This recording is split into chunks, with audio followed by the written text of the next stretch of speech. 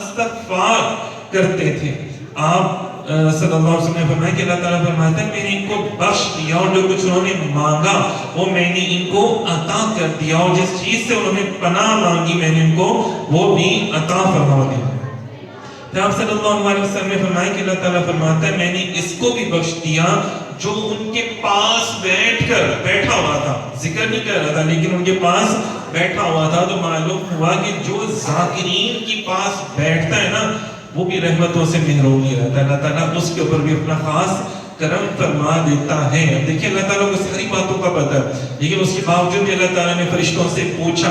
اب کیوں پوچھا اس میں بھی بڑے راز ہے کہ جب اللہ تعالیٰ نے آدم کو بنانا تھا تو فرشتوں سے جب پوچھا تو انہوں نے کہا کہ اللہ وہ تو تیرا ذکر کرنے کی بجائے ہم تو ثنا تسبیح بیان کرنے کی بجائے لڑائی جھگڑا کریں گے.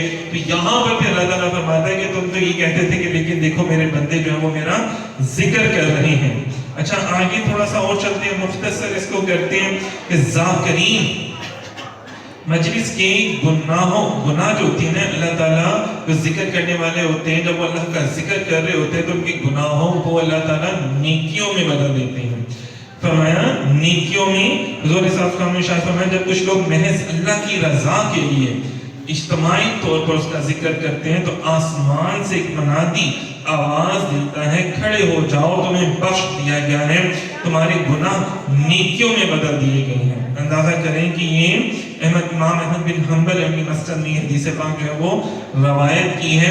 اسی طرح اگر ہم آگے چلتے ہیں تو مجالس ذکر کو جنت کا باغ بھی قرار دیا گیا. حضور صاحب اس کام نے فرمایا ترمذی شریف میں بھی ہے جب تم جنت کے باغیچوں سے گزرو تو خوب کھایا کرو. عرض کیا یا رسول اللہ صلی اللہ علیہ وسلم جنت کے باغیچے کیا ہیں؟ آپ صلی اللہ علیہ وسلم نے